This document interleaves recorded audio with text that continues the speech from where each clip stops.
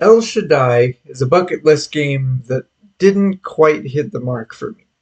Now, of course, there were certainly things that I did like about it. It just so happens that there was more that I didn't. Um, I would say that for me, its most redeemable quality, or perhaps even the best thing about it, was the story itself. In a nutshell, we have a group of angels who have decided to rebel against God, descending from heaven to havoc on the mortal human world.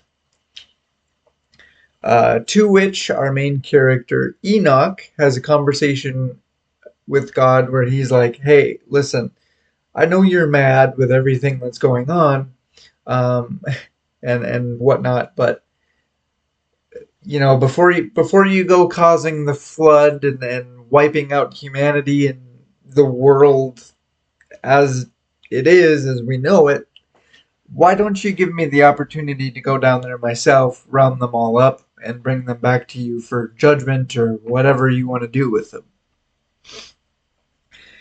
And I kind of liked that. I thought it was kind of neat to have a game like this set in the Judeo-Christian world or mythology. Um, but unfortunately, I would say that that is where my praise for the game comes to an end for the most part. Gameplay wise, the combat is pretty basic, pretty restricted, and just kind of standard fare. I'm not going to bully it too much because it just kind of is what it is. The platforming, in my experience, felt very kind of squishy and floaty, and not necessarily in a good way. Um, it came across very much like I wasn't in control of what's going on, and I was instead at the mercy of the game to just kind of decide on a whim whether I was going to make it to a given platform or ledge properly, or it was just going to decide that I hit a random invisible wall and um, have a rather needless death. I did give this to my wife to see if she felt the same way I did and kind of help me through some of those sections. She, of course, said that she had no idea what I was talking about. Maybe I was making it up. But I respectfully have to disagree. Uh, I would say my biggest sticking point was with the aesthetics or art style of the game. I think a lot of aspects to it are an example of the good sort of Japanese and or anime influence versus bad Japanese and or anime influence. There were some very beautiful segments of this game. Particularly, what comes to mind is there are stages in it where the only light source to the level is a stained glass window. Very beautiful, very striking, obviously because it's one of the things I remember. I also like the very um, Elysian kind of divine um, feeling that they give to the presence of the archangels in their representations as swans.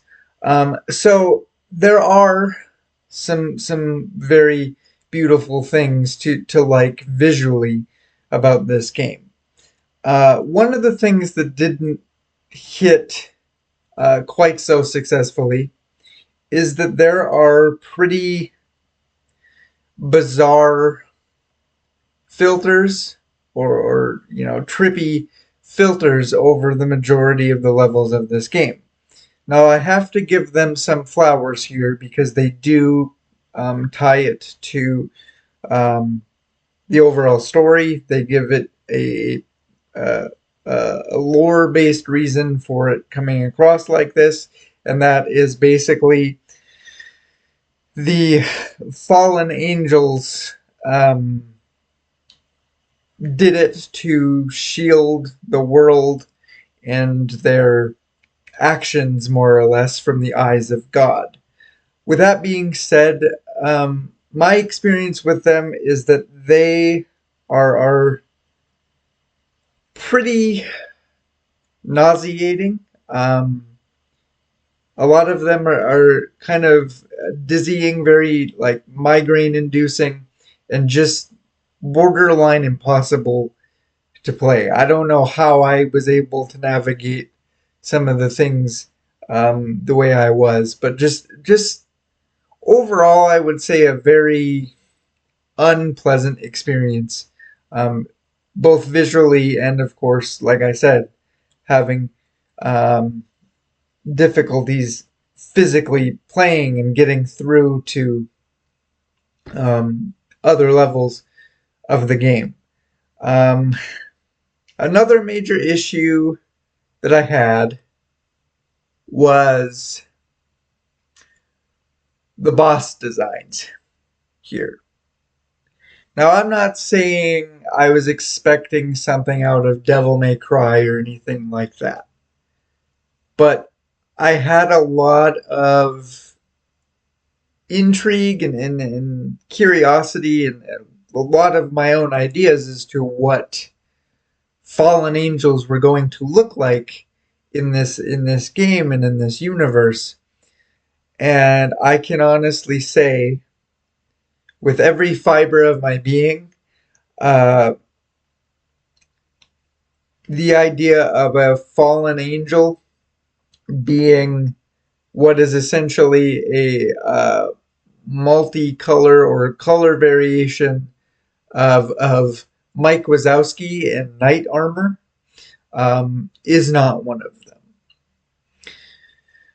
I don't know. In closing, I would just say I think this is a game where it was just a lot of weird, trippy ideas thrown to a wall to see what would stick.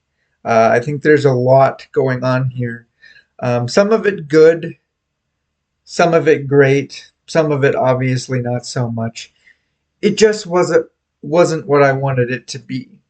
Um, I think if there's any brave souls out there that you know might look this up and be interested in it, you should check it out. But I don't know if it's one that I personally would recommend after the experience that I had. It was kind of disappointing. I mean, I'm glad I played it, but it just like I said wasn't to the level that I wanted it to be. Wasn't what I thought it was going to be going into it. Um, but yeah, let me know what you think. I'm curious to know how many of people out there have heard of this game before, knows what it is, knew anything about it. Let me know what you think. But that's going to wrap this video up, guys. And until next time, as always, thanks for watching. Take care of yourselves, and we will see you in the next one.